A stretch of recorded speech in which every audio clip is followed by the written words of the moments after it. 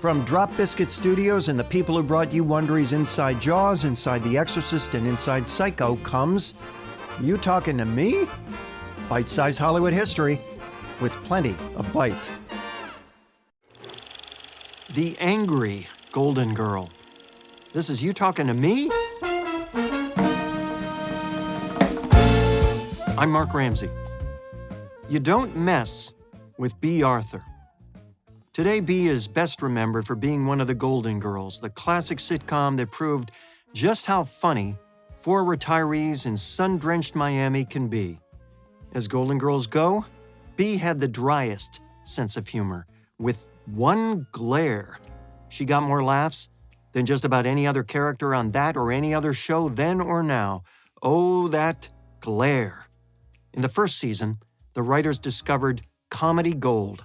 Rose, that's Betty White's character, she'd say something dumb, and Bea Arthur's Dorothy would give her that stare.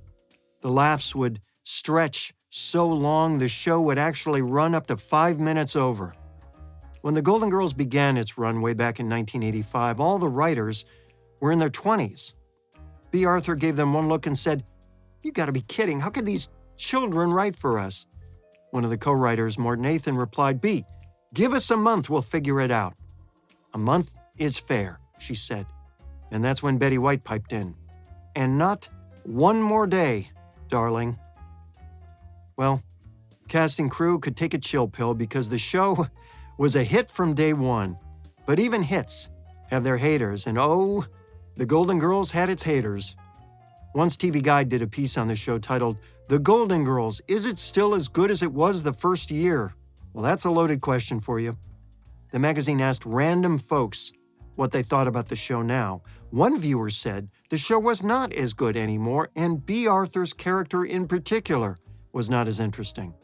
The magazine mentioned that viewer by name, Mrs. Betty Johnson from Sioux Falls, Iowa.